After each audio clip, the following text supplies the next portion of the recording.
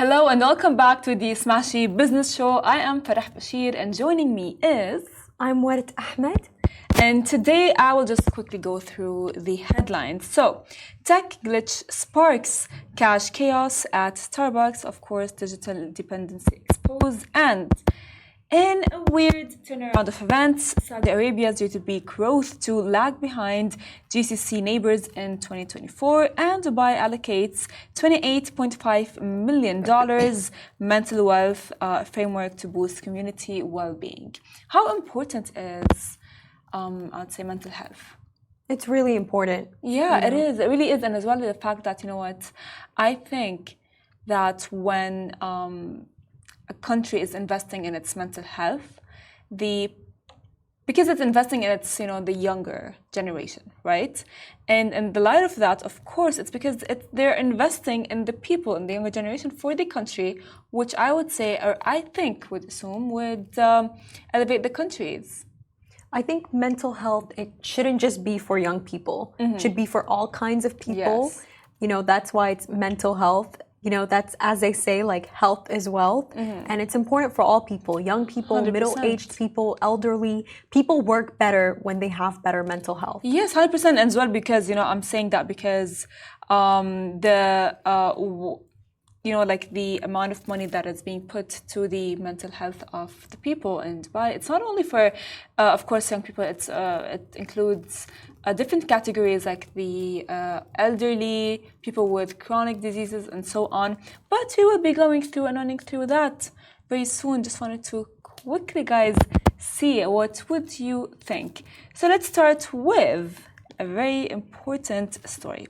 We know, have you seen what happened with I would say, the connection, everything, of course. So global tech glitch forces cash transactions and long lines at Starbucks. The glitch, by the way, can I say something? It was wild and it was all over the place. It affected airlines, businesses, and the list goes on and on. And of course, in light of all of that, businesses for sure must have gotten affected.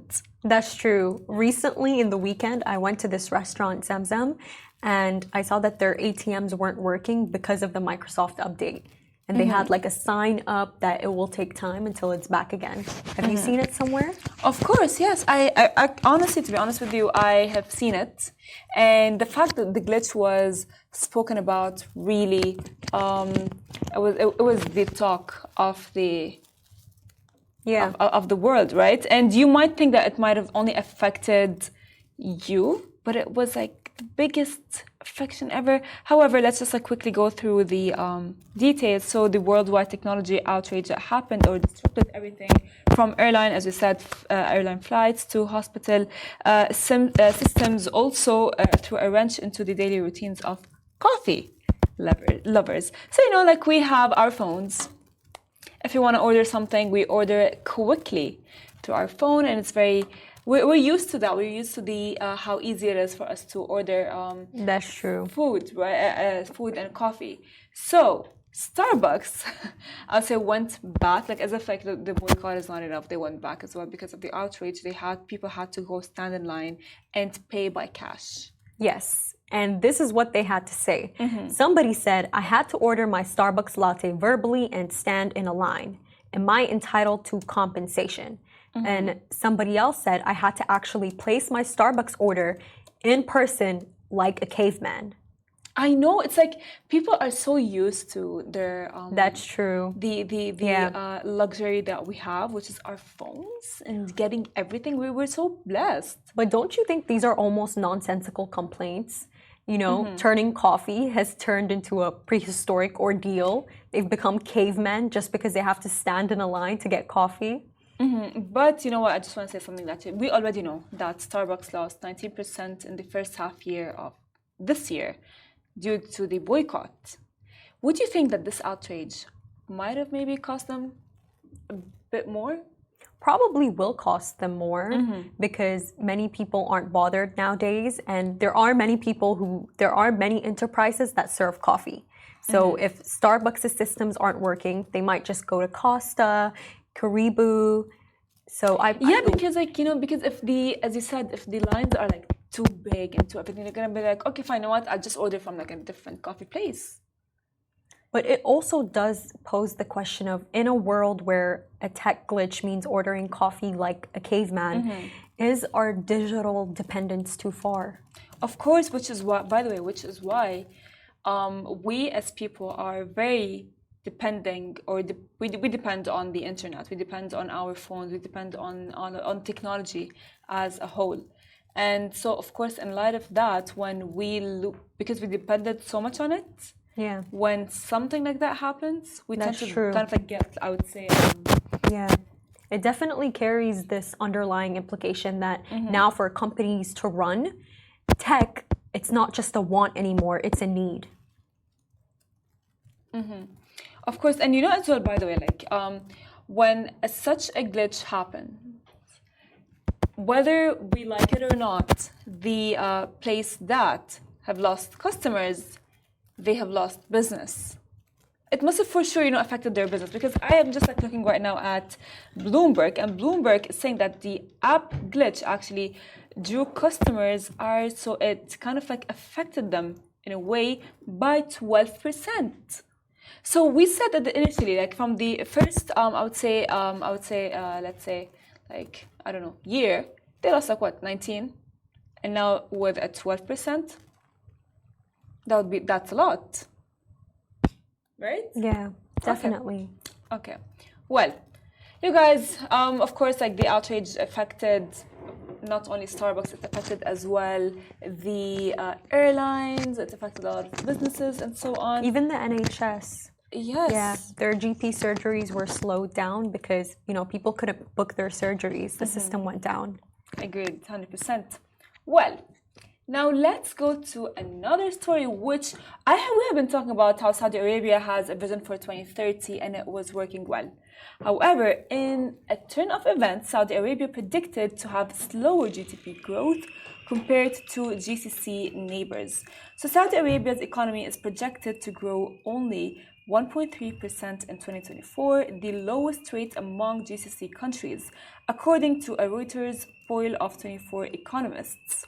Now, this is a decrease from the previous forecasts of 1.9 in April and 3.0 in January, which of course happened due to the extended oil production cuts.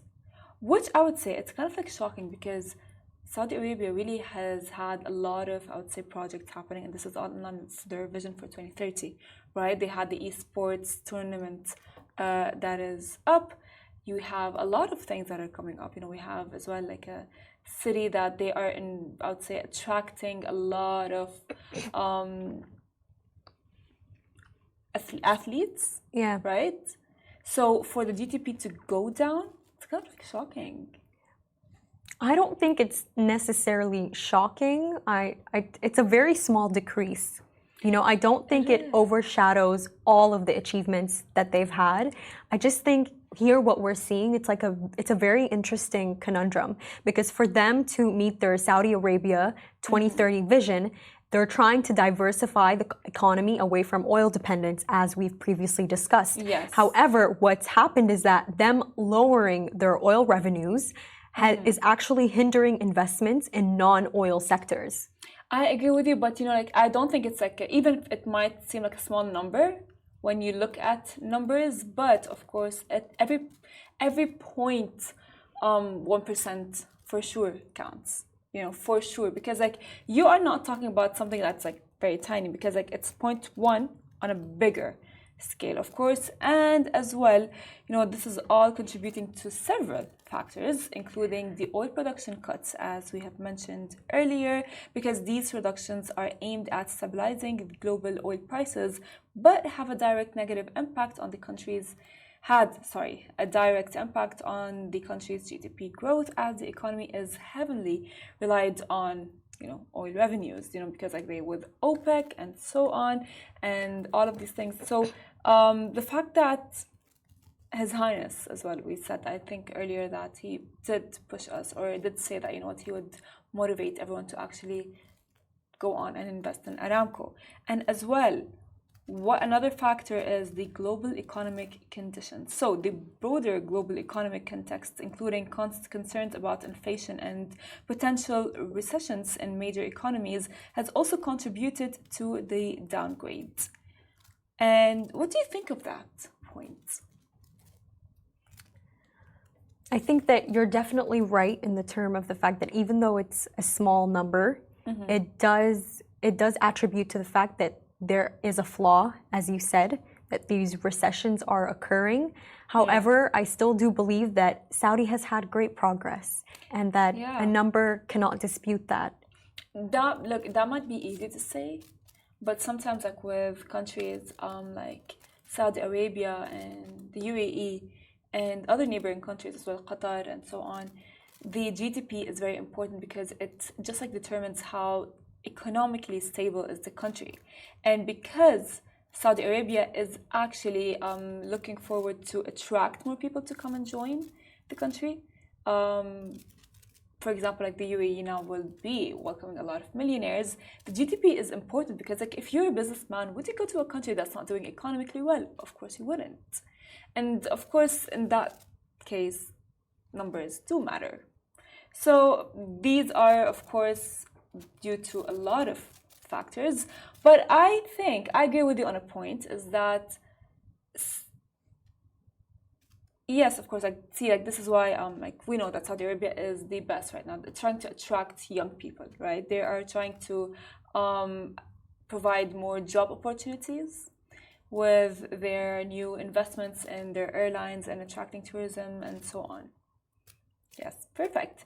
Well, now let's go to our next story, which I think is everyone's favorite story. So Dubai is investing 105 million dirhams, equivalent to $28.5 million in mental health framework for community well-being. So as part of Dubai's comprehensive health strategy, this initiative offers a range of programs and resources to improve mental health support, raise awareness, and ensure accessible care for residents, which I think honestly is music to our ears because we knew that back then mental health was such a taboo topic. That's true.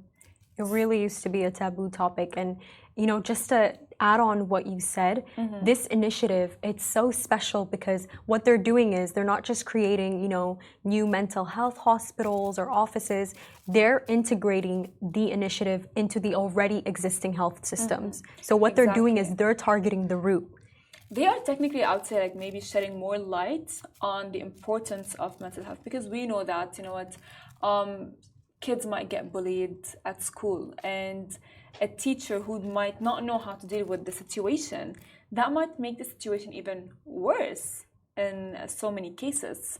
And of course, like how would you react if someone in front of you is telling you like, hey, I am depressed, I don't know what to do? If you don't know, and they are just like maybe raising more awareness, not only for the people who need help, but also for people who can provide help.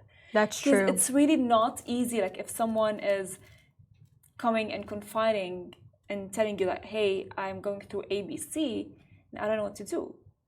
You know, if you might say something that's wrong, that might make their situation even worse in so many cases. Yeah, I definitely agree with you. It's good to have health professionals on this. And more than that, we've seen before how the UAE is ranked as one of the top most hardworking countries. So the people here, they must be burnt out. It's really good that they're gonna. I wouldn't say burnt out. But I would say, of course, you know, like we are human, right? We all the time go through a lot of things from our day-to-day life.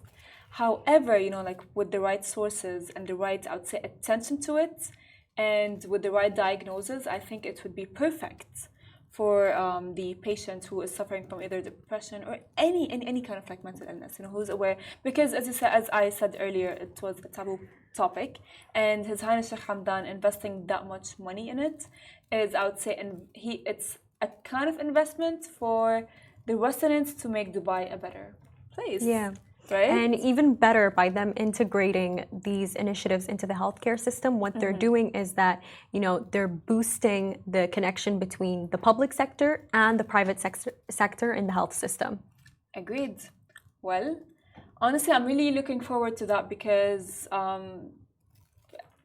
mental health is so important. So if you need help, you guys, don't forget, you can all the time reach out to a professional. And that would be it from me today. Do you have anything to say? I'm good. Thank you. Well, thank you so much for everyone who tuned in, and join us tomorrow, same time, same place. And don't forget to go in podcast form. And as well, don't forget to subscribe to our newsletter.